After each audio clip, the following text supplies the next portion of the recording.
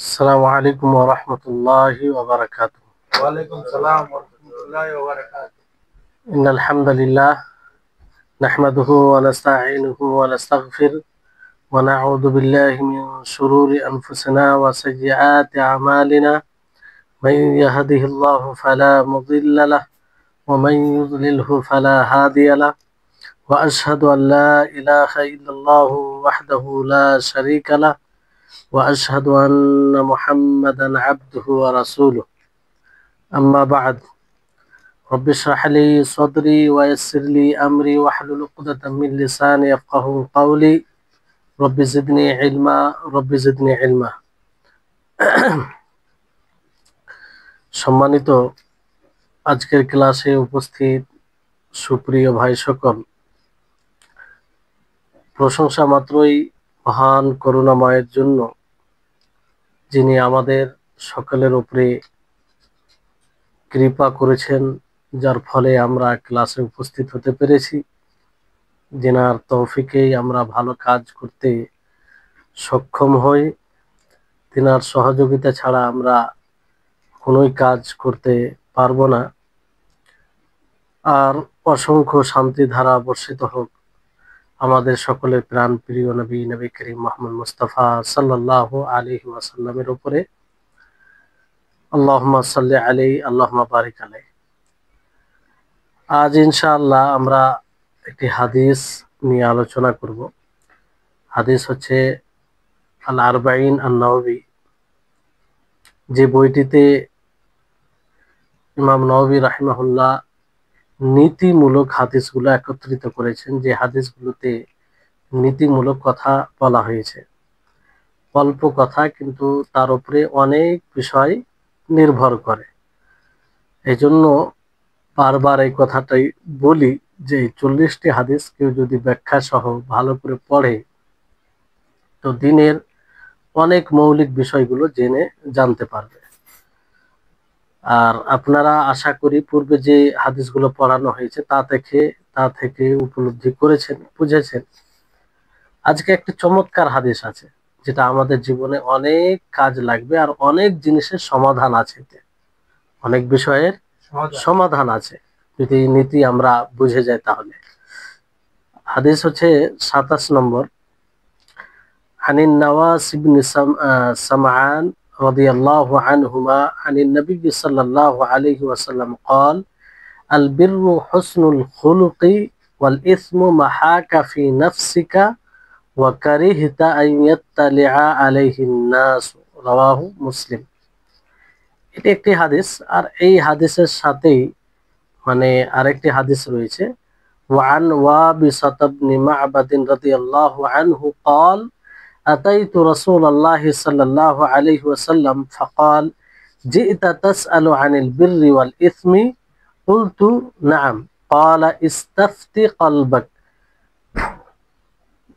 البر ما اطمأنت إليه النفس واطمأن إليه القلب والإثم ما حاك في النفس وتردد في الصدر وإن أفتاك الناس وأفتوك। এই হচ্ছে হাদিস, দ্বিতীয় হাদিস। এটাও আপনার মুসনাদ আহমদে রয়েছে।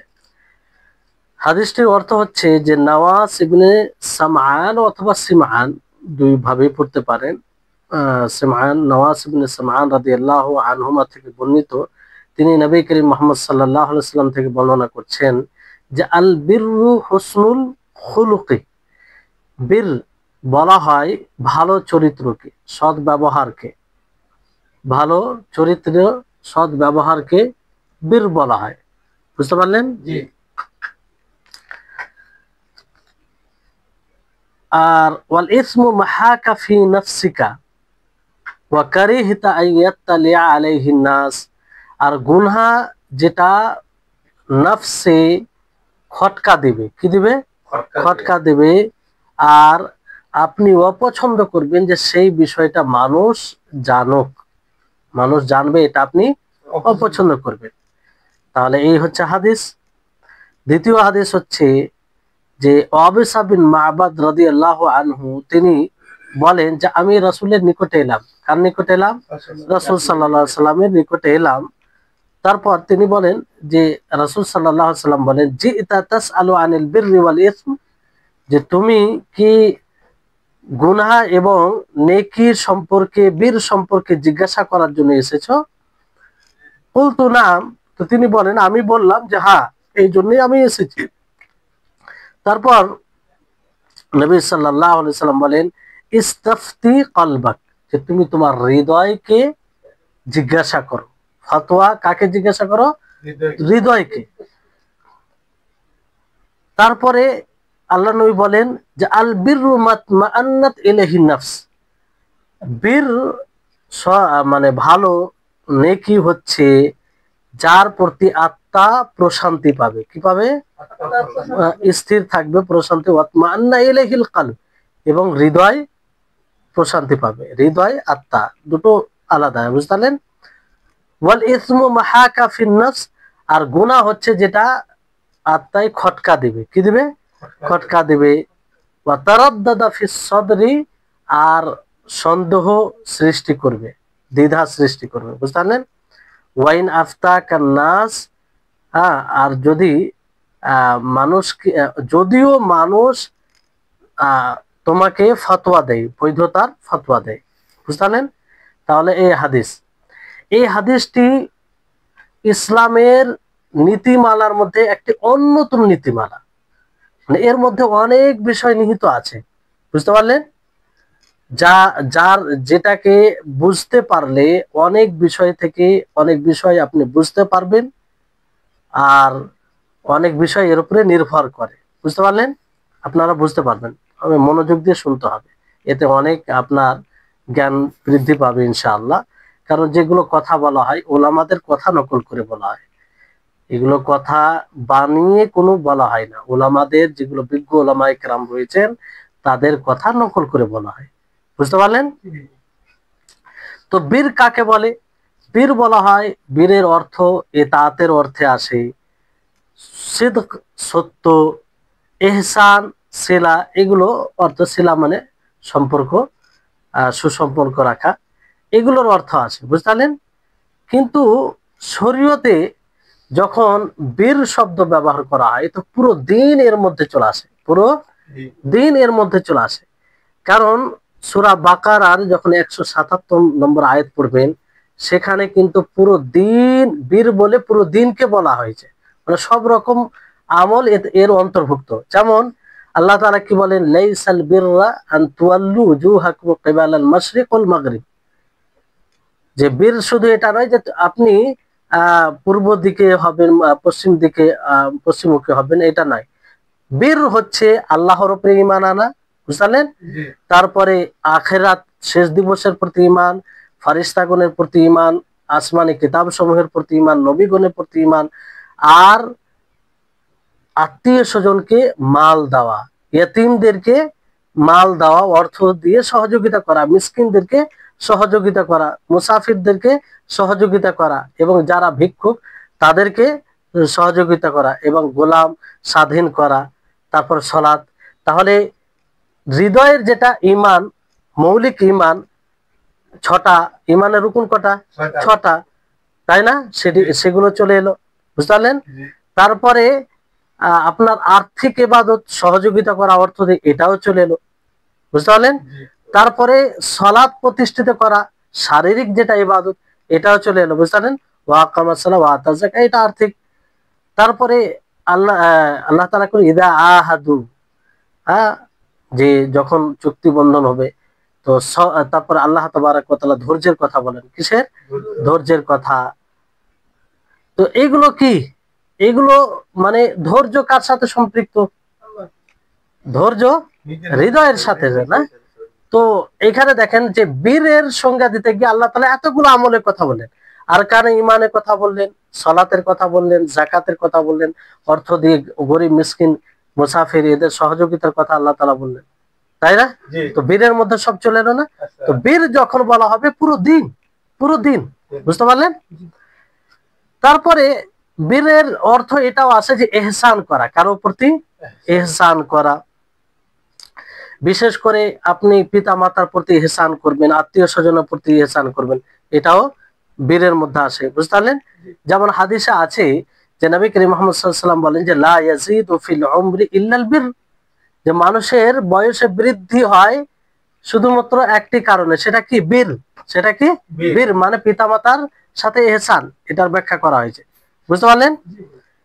আর কখনো বীরের অর্থ আসে যে মানে প্রশস্ত ইহসান, প্রশস্ত ইহসান। আর কখনো ইহসান মানে বীরের অর্থ কি আসে? জান্নাত। কিসের অর্থ? জান্নাতের অর্থ আসে। আর আল্লাহ তাবারক ওয়া তাআলার একটি নাম কি? আল বার। কি নাম? আল বার, অর্থাৎ তিনি প্রশস্ত রহমতের মালিক। তিনার রহমত প্রশস্ত, তিনার রহমত সবকিছুকে পরিবেষ্টন করে আছে, তাই না? এই জন্য আল্লাহ তাবারক ওয়া তাআলা সূরা আলে ইমরানে কি বলেন? লান তানালুল বিররা হাত্তা তুনফিকু মিম্মা তুহিব্বুন, যে তোমরা পুণ্য পর্যন্ত পৌঁছাতে পারবে না যতক্ষণ পর্যন্ত তোমরা তোমাদের প্রিয় মালকে, সম্পদকে খরচ না করবে, বুঝতে পারলেন? তাহলে এখান থেকে কি বোঝা যাচ্ছে? এই আয়াত এটা স্পষ্ট করে যে আল্লাহ তাবারক ওয়া তাআলার ইহসান পর্যন্ত পৌঁছানোর জন্য কি করতে হবে? কি করতে হবে? মাল খরচ করতে হবে। আর এটা বীর মানে এটা কি? মাল খরচ করলে বীর পর্যন্ত পৌঁছাতে পারবো না, জান্নাত পর্যন্ত, আল্লাহ তাবারক ওয়া তাআলার প্রশস্ত রহমত পর্যন্ত, বুঝতে পারলেন? আর যেমন অন্য হাদিসে বলা হয় না, ইন্নাস সিদকা ইয়াহদি ইলাল বীর, ইন্নাস সিদকা ইয়াহদি ইলাল বীর, যে সত্য এটা কোন দিকে নিয়ে যায়? বীর, বীরের দিকে নিয়ে যায়, বুঝতে পারলেন? তারপরে বীর কোথায় নিয়ে যায়? জান্নাতের দিকে, বুঝতে পারলেন? তাহলে এই হচ্ছে বিষয়। এবার মানুষের সাথে বীর, মানুষের সাথে বীর মানে ইহসান জানতে পারলেন। তো মানুষের সাথে ইহসান কি? মানুষের সাথে ইহসান হচ্ছে যে আপনি মানুষ যেটা পছন্দ করে সেটাই, সেই মানুষ যেভাবে তাদের সাথে ব্যবহার করা পছন্দ করে সেভাবে আপনি ব্যবহার করবেন, সেভাবে তাদের নিকটে আসবেন, সেভাবে তাদের সাথে লেনদেন করবেন। তো এইটা কি? তাদের সাথে ইহসান, আর এটা বীর, বুঝতে পারলেন? আর কখনো এই বীর শব্দটা তাকওয়ার সাথে মিলে আসে। কিসের সাথে? তাকওয়ার সাথে মিলে আসে, তাকওয়ার সাথে এটা মিলে আসে। যেমন আল্লাহ তাবারক ওয়া তাআলা বলেন ওয়া তাআওয়ানু আলাল বিররি ওয়াত তাকওয়া, যে তোমরা তাকওয়ার কাজে এবং বীর ভালো কাজে এক অপরের কি করো? সহযোগিতা করো, বুঝতে পারলেন? তারপর অন্য আয়াত ওয়া তানাজাউ বিল বিররি ওয়াত তাকওয়া, এইভাবে আয়াতে এসেছে, তাই না?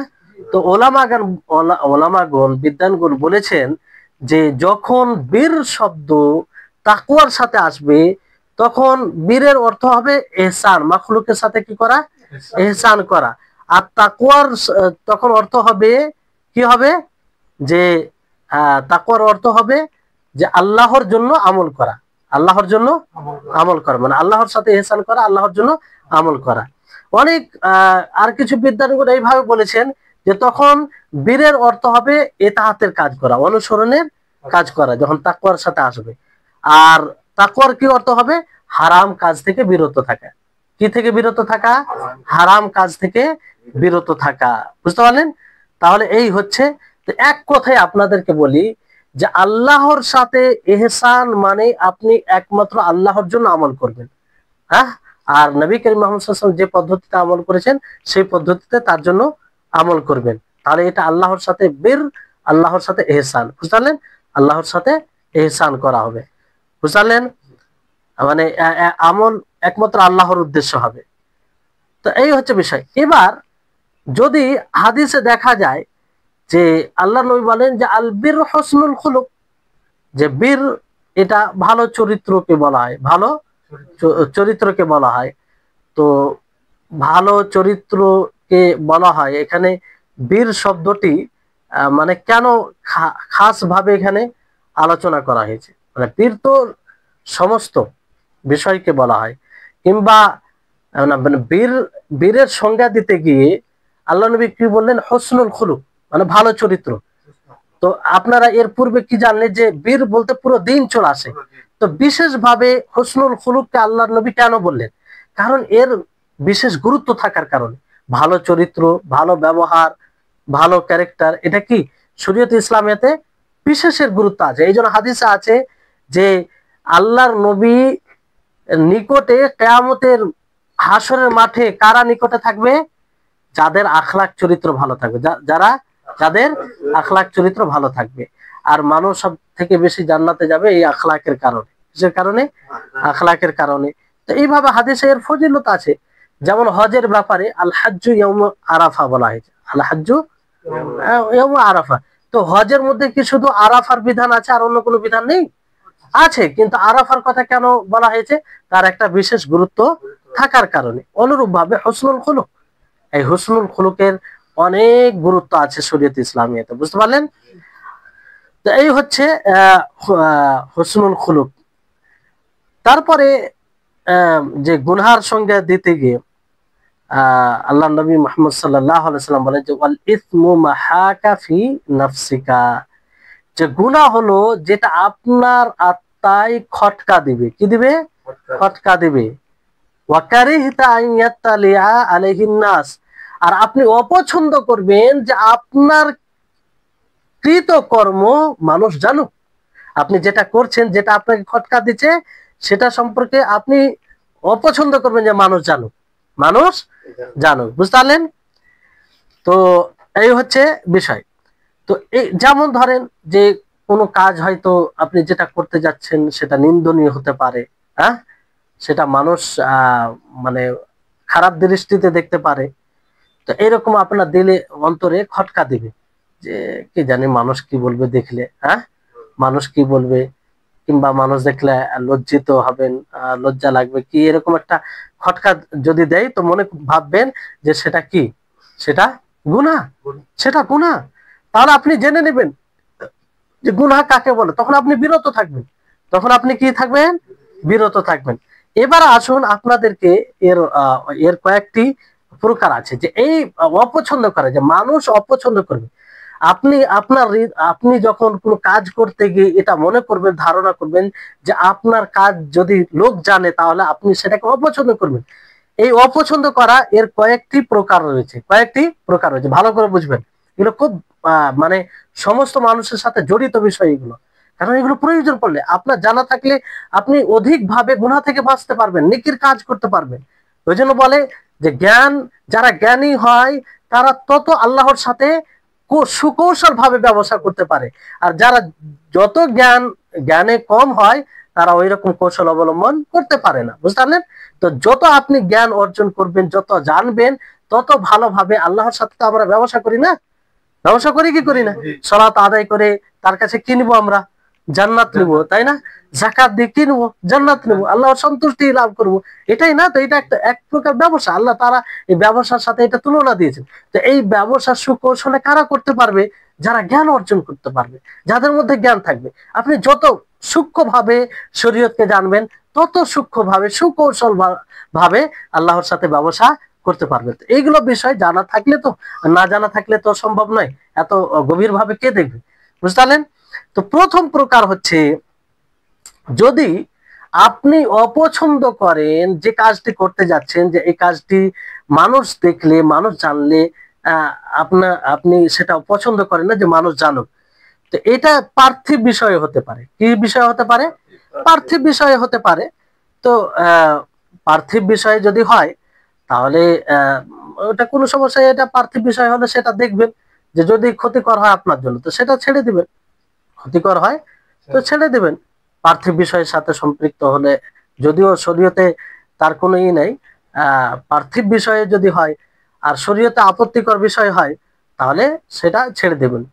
এক কথা, আপনি যদি আপনার মনে এটা লাগে যে আপনি এরকম ধারণা করেন যে মানুষ যেন না জানে, কিংবা জানলে আপনি অপছন্দ করবেন, তাহলে সেটাকে ছেড়ে দিবেন। সেটাকে কি করবেন?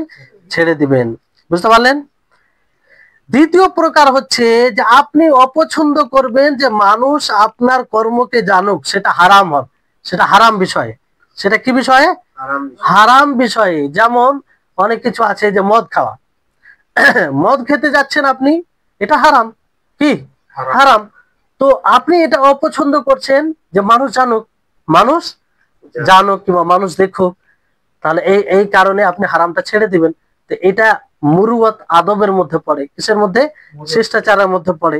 এটা একটা ভালো জিনিস। এটা কি ভালো জিনিস যে আপনি ছেড়ে দিবেন। তখন মিথ্যা কথা, আপনি মিথ্যা কথা, এটা হারাম, হারাম কি হারাম নয়? হারাম। এবার আপনি মানে ভাবছেন যে মানুষ যদি জানতে পারে তাহলে এটা আপনি অপছন্দ করছেন, তো অপছন্দ করা মানে এটা ছেড়ে দিবেন, তো এই কারণে ছেড়ে দেওয়া, এটা মুরুয়াতের মধ্যে আসে।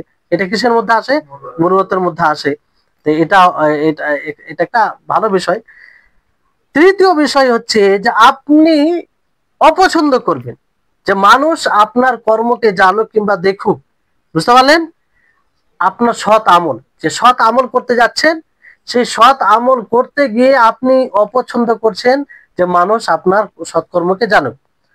আর আসলে সেই সৎকর্মটা ছুপিয়েই করা উত্তম, গোপনে করা উত্তম। যেমন সাদকা করা, সাদকা করার ব্যাপার আসলে কি এসেছে যে ডান হাত দিবে বাম হাত জানতে পারবে না, মানে গোপনে দিতে হবে, তাই না?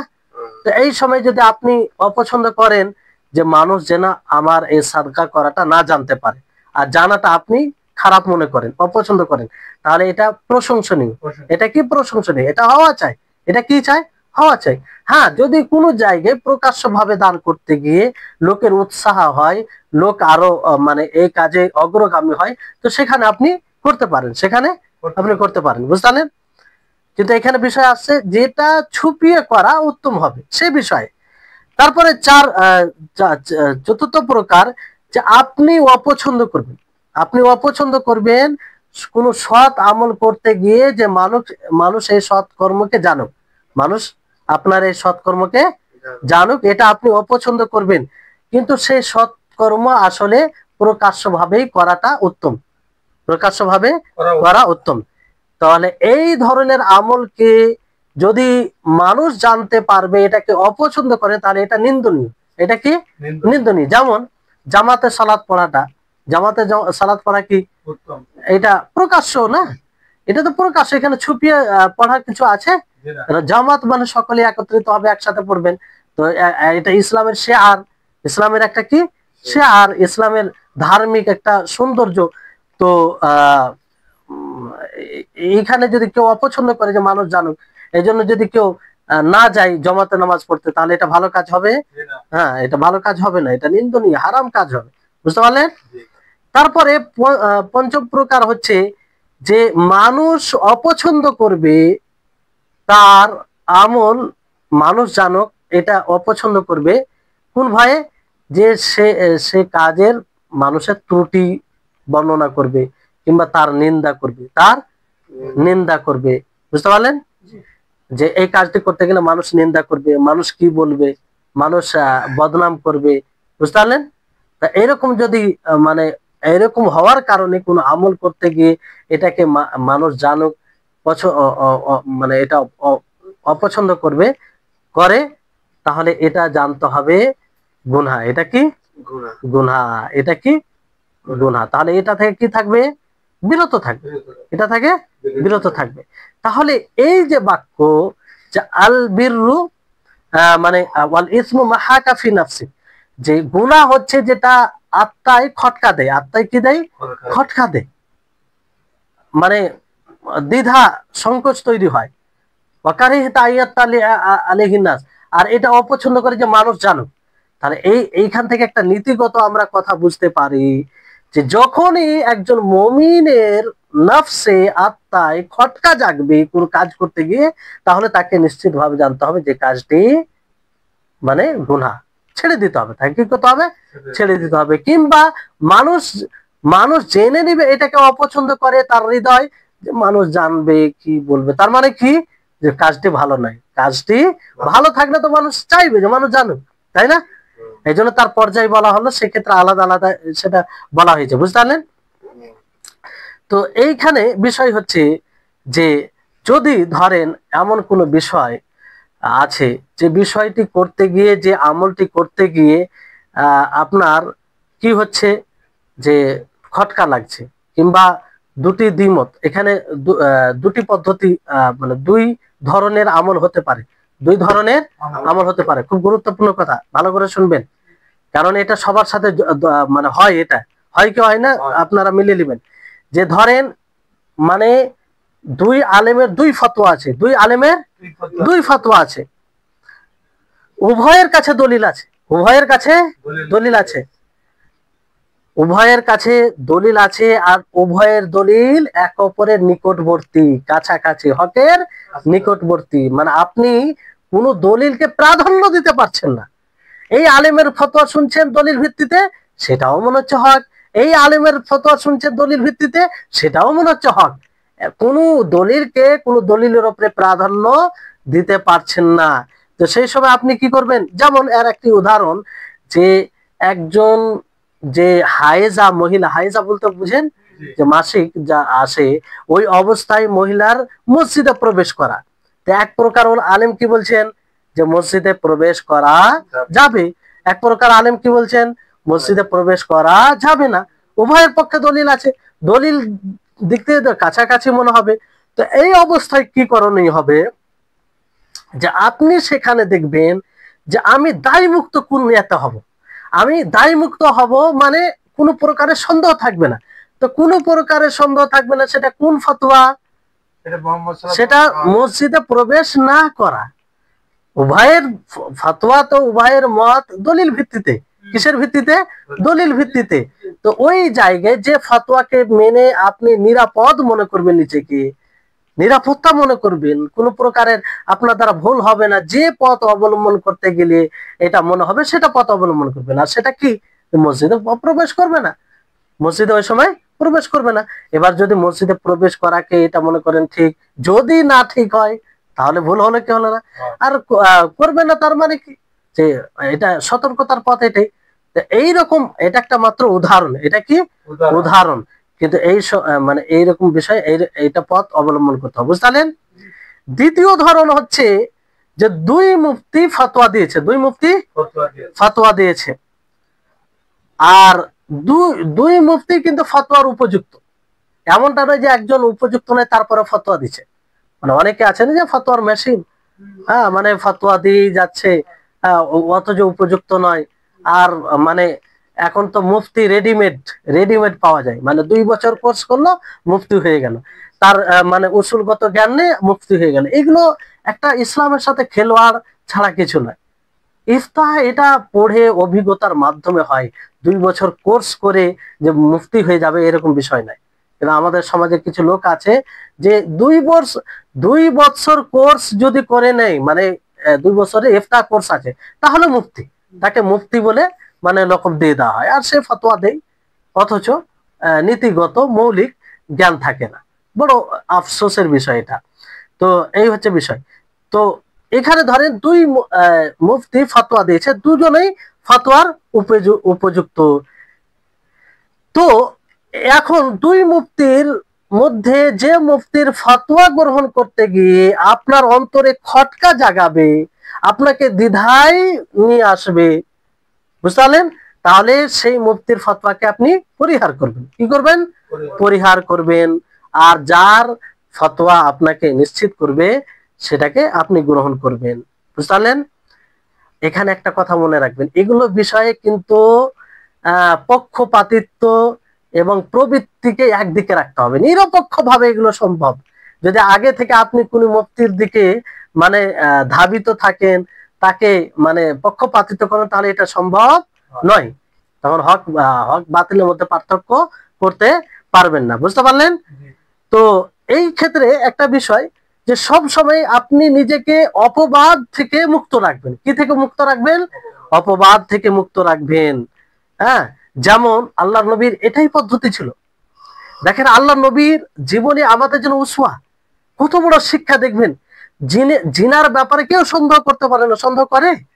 আল্লাহ নবী তিনি তো মানে ওই উপযুক্ত হওয়ার কারণে আল্লাহ তাআলা ওনাকে বাছাই করে সৈয়দুল আম্বিয়া আফজালুল আম্বিয়া হিসাবে চয়ন করেছেন আল্লাহ তাআলা, তাই না? তারপর আল্লাহ নবী যাতে তার উপরে কোনো প্রকারে মিথ্যা অপবাদ না লাগে, কোনো প্রকারের সন্দেহ না করে ওই পথ অবলম্বন করেছেন। কে? আল্লাহ নবী মুহাম্মদ সাল্লাল্লাহু আলাইহি ওয়াসাল্লাম। যেমন আল্লাহ নবী মসজিদে ছিলেন, তো সেখানে সাফিয়া তিনি প্রবেশ করেন। তো সাফিয়া যখন চলে যাচ্ছিলেন, ওই সময় দুইজন সাহাবী মানে চলে যাচ্ছে। তো দুইজন সাহাবী যখন, অথচ সেই সাহাবী আল্লাহ নবীর ব্যাপারে খারাপ ধারণা করবে না, তারপরে আল্লাহ নবী তাদেরকে বলেন যে আলা রিসলিকুমা ইন্নাহা সাফিয়া, দাঁড়াও, হ্যাঁ শুনো, যে এই ইনি ইনি হলেন সাফিয়া, তোমরা অন্য ধারণা করিও না। আল্লাহ নবী কেন বললেন?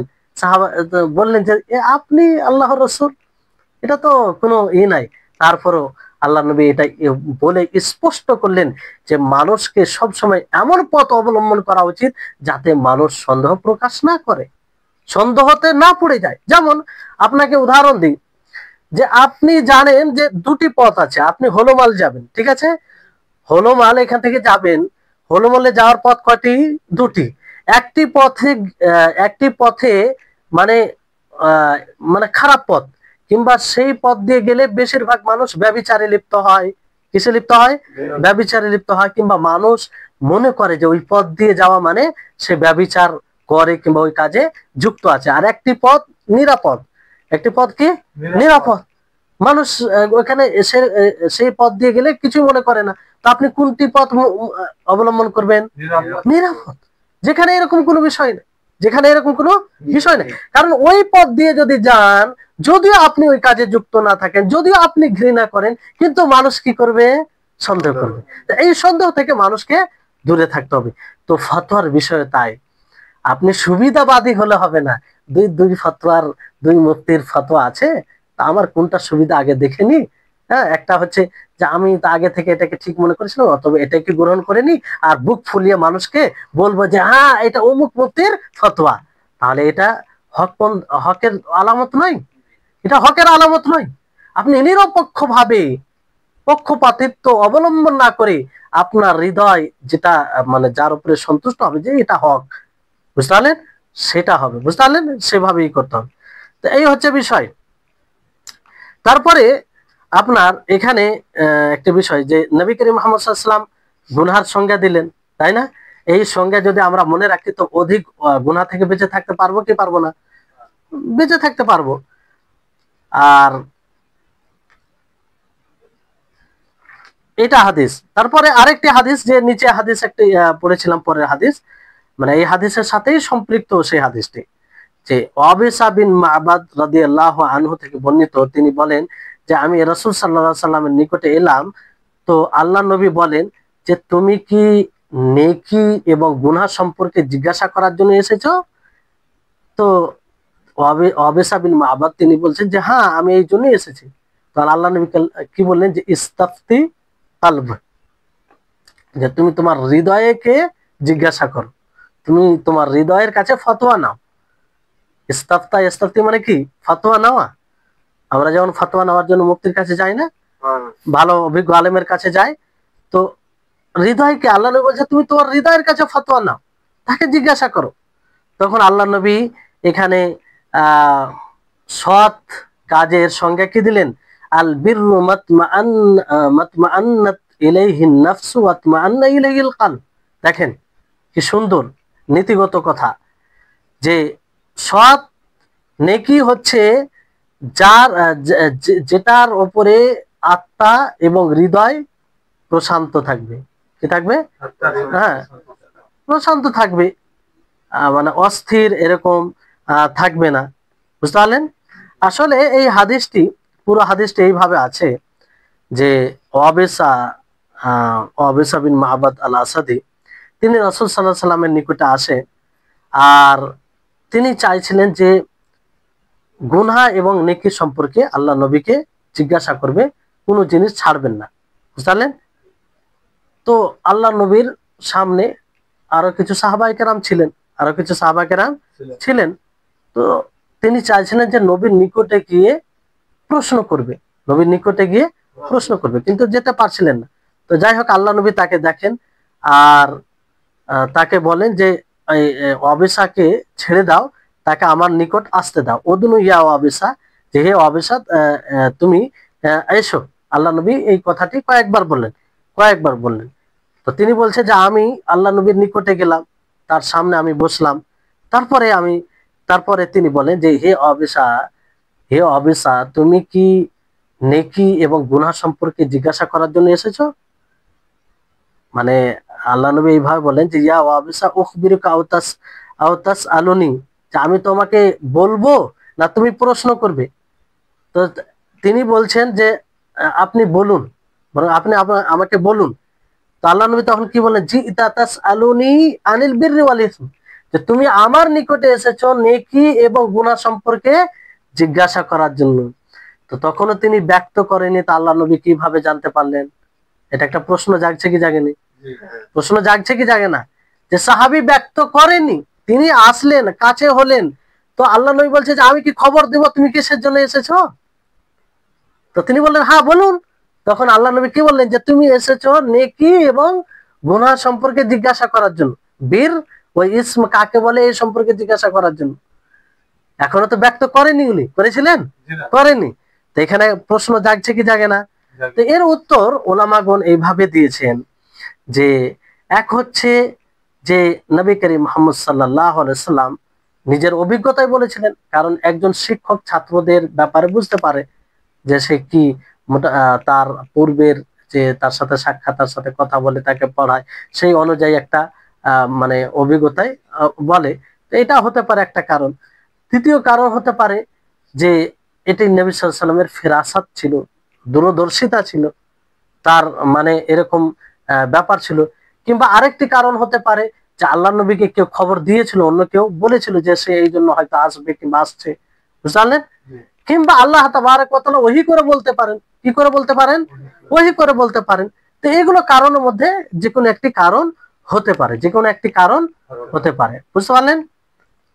তো এর মানে এটা নয় যে আল্লাহ নবী গায়েব জানতেন, এর মানে এটা নয় যে আল্লাহ নবী গায়েব জানতেন। কারণ আল্লাহ তাবারক ওয়া তাআলা কোরআনে একটি আয়াত নয়, একাধিক আয়াতে সুস্পষ্ট করেছেন যে গায়েব একমাত্র কে জানে? মহান আল্লাহ তাআলা। আল্লাহ তাআলা ব্যতীত কেউ জানে না, কেউ জানে না। যেগুলো অলৌকিক শক্তি রাখে আমাদের মানে তুলনায়, তারাও জানে না। জিন, তারপরে শয়তান, এগুলো কি গায়েব জানে? কেউ জানে না গায়েব। তো এখান থেকে দলিল উপস্থাপন করা যে আল্লাহর নবী গায়েব জানে, এটা ভুল। হতে পারে আল্লাহ তাআলা তাকে ওহী করেছিলেন, কিংবা তাকে খবর দেওয়া হয়েছিল, কিংবা আল্লাহ নবী নিজের অভিজ্ঞতায় যেহেতু তেনাদের সাথে কথা বলতেন, তাদেরকে দার্স দিতেন, ওই অনুযায়ী তিনি তার হাব ভাব দেখে একটু অনুভব করেছিলেন, তাই বলেছিলেন, আর সেটা সঠিক হয়েছে, বুঝলেন? তো এগুলোর কারণের মধ্যে কোনো একটি কারণ হবে। তো এখানে যেটা একটি বিষয়, যে এখানে কি, এখানে যেটা সংজ্ঞা দিলেন যে ইয়া ওয়াবিসা ইস্তাফতি কালবাকা, যে হে ওয়াবিসা তুমি তোমার হৃদয়কে জিজ্ঞাসা করো, তুমি তোমার হৃদয়কে জিজ্ঞাসা করো, তুমি তোমার নফস আত্মাকে জিজ্ঞাসা করো। তখন আল্লাহ নবী কি সংজ্ঞা দিলেন, যে আল বিররু মাতমাআন্নাত ইলাইহিন নফস ওয়া তামাআন্না ইলাইহিল কলব, যে নেকি হলো যার প্রতি আত্মা ও হৃদয় প্রশান্ত থাকবে। কি থাকবে? ইতমিনান, মানে ইতমিনান হয়ে যাবে। কি হয়ে যাবে? ইতমিনান হবে, প্রশান্তি থাকবে, মানে স্থির পেয়ে যাবে এতে হৃদয়ে কিংবা আত্মায়। তো সেটা নেকি হবে, সেটা কি হবে? নেকি হবে। এখানে বিষয়টি হচ্ছে যে দেখেন, একটা বিষয় এসেছে যে প্রথম হাদিসে আপনারা বীর বলতে কি আল্লাহ নবী কি বললেন? হুসনুল খুলুক, হুসনুল খুলুক, ভালো ব্যবহার, তাই না? এই হাদিস আল্লাহ নবী কি বলছেন? বীর বলতে যে যার প্রতি আমাদের আত্মা এবং হৃদয় প্রশান্তি হবে, স্থির পেয়ে যাবে সেখানে, বুঝতে পারলেন? তো দুটোর মধ্যে মানে দ্বিমত হচ্ছে না? প্রথম হাদিসে এক আর দ্বিতীয় হাদিসে এক। তো আসলে এখানে দ্বিমত হওয়ার কিছু বিষয় নাই। প্রথম হাদিসে মানে এটা বলা হয়েছে যে আসলে সেটা মানে সৎ ব্যবহার করা, ভালো ব্যবহার করা, এটা কি, এটা বীরের অন্তর্ভুক্ত, এর মূল বীর হচ্ছে এটা। আর দ্বিতীয় হাদিসে সেটা আলামত হিসেবে আল্লাহ নবী বলেছেন। কি হিসাবে? আলামত। যে তোমার হৃদয় যদি প্রশান্তি পায়, কিংবা তোমার হৃদয়, তোমার আত্মা স্থির পেয়ে যায়, সেটাকে সঠিক মনে করে, তাহলে এটা কি, মানে বীর, সৎ, তাই না? মানে নেকি এটা, বুঝতে পারলেন? কথা বুঝতে পারছেন? তাহলে এখানে দ্বিমতের কোনো বিষয় নেই, দ্বিমতের কোনো বিষয় নেই। তাহলে এটা একটা বিষয়। তারপরে এখানে আরেকটি বিষয়, যে যে ধরেন যে নফস এবং কলব কি দুটো জিনিস এক? নফস ও কলব এক নয়। নফস, অনেকে বলেছেন যে নফসের অর্থ আছে রূহ, রুহের অর্থে আছে, কিসের অর্থ? রূহ। অনেকেই জাতের উপরে অর্থ নিয়েছেন। কিসের উপরে? জাতের অর্থ নিয়েছেন। অনেকেই যে যে যা দ্বারা আমরা মানে জ্ঞান অর্জন করি, জানতে পারি, সেটাকে কি বলা হয়? নাফস বলা হয়। সেটাকে কি বলা হয়? নাফস বলা হয়। আর এইখানে এই অর্থটাই উদ্দেশ্য, এই অর্থটাই উদ্দেশ্য, মানে আলাতুল ইদরাক, মানে যা দ্বারা আমরা জানতে পারি। বুঝতে পারলেন? তো এটাই উদ্দেশ্য।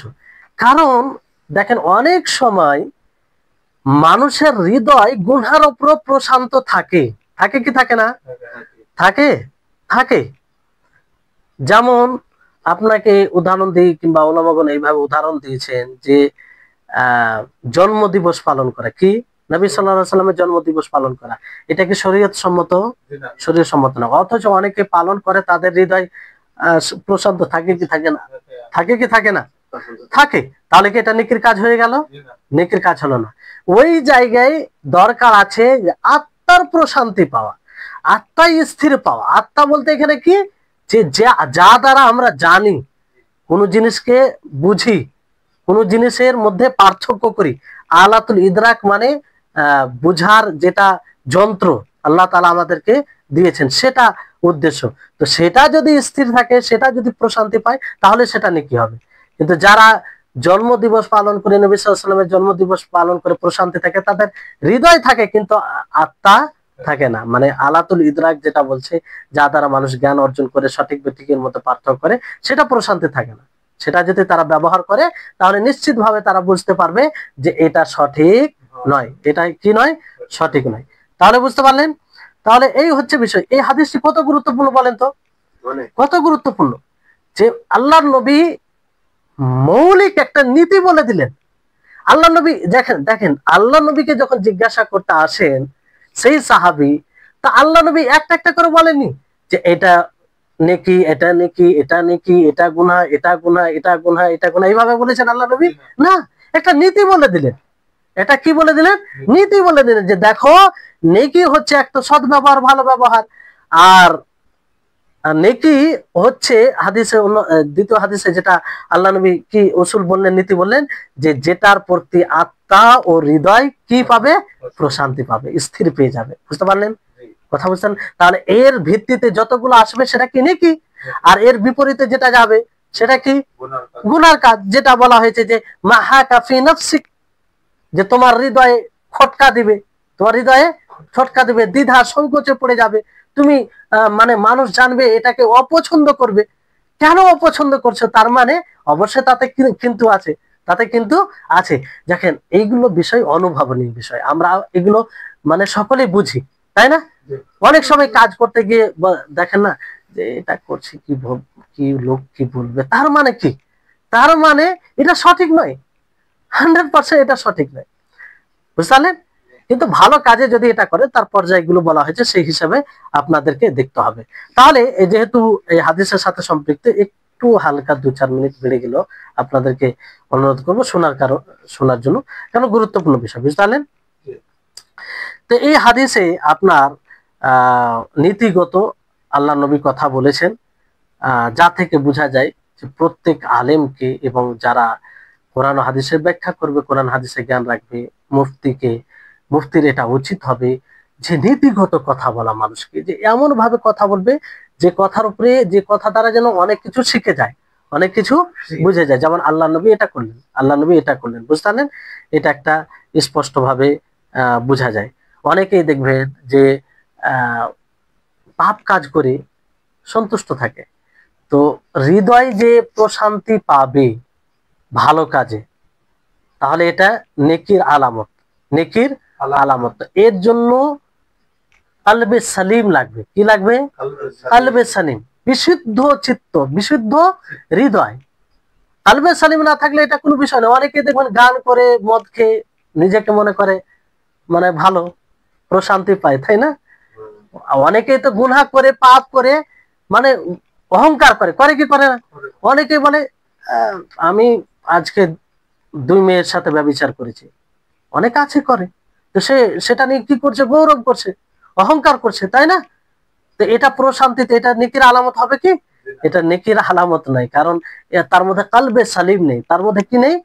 কালবে সালিম নেই, মানে বিশুদ্ধ চিত্ত, যেটা পাক পবিত্র, যেটা যে হৃদয় হক ও বাতিলের মধ্যে পার্থক্য করতে পারবে, হক ও বাতিলের মধ্যে পার্থক্য করবে। তাহলে এই বিষয়টা কাদের জন্য? যাদের মধ্যে কালবে সালিম আছে। কালবে সালিম আছে, কালবে সালিম বলতে বিশুদ্ধ চিত্ত, পবিত্র, যার যার এতে ঈমান আছে। বুঝতে পারলেন? তো এই হাদিসে মানে আমরা এটা স্পষ্টভাবে বুঝতে পারি যে আল্লাহ নবীকে যে জাওয়ামিউল কালিম দেওয়া হয়েছে, যে তিনি অতি কম কথা বলেন, কিন্তু সেই কম কথার মধ্যে অনেক অর্থ নিহিত রয়েছে, তার বাস্তব এটা প্রমাণ, তার বাস্তব প্রমাণ যে ছোট্ট একটি হাদিসে অনেকগুলো কথা কথা নিহিত আছে। শত শত নেকির সঙ্গে আল্লাহ নবী দিয়ে দিলেন, শত শত গুনাহ সঙ্গে আল্লাহ নবী দিয়ে দিলেন, এক একটি করে আলাদা করে আল্লাহ নবীর বলার প্রয়োজন পড়লো না। বুঝতে পারলেন? তো এটা আল্লাহ নবীর বিশেষত্ব, আল্লাহ নবীর কি বিশেষত্ব। তারপরে যে হুসনুল খুলুক বললেন, এটা একটা বড় মানে এমন বাক্য যে বাক্যের মধ্যে অনেক অর্থ নিহিত আছে। বুঝতে পারলেন? মানে ভালো আচরণ, ভালো আচরণ দেখেন, এই জন্য যে কোর্সটা চলছে, মানে আজকে শেষ হলো, এই কোর্সের 10টি ক্লাস রয়েছে, আপনারা সময় পেলে শুনবেন, খুবই গুরুত্বপূর্ণ। আখলাক, চারিত্রিক গুণাবলী।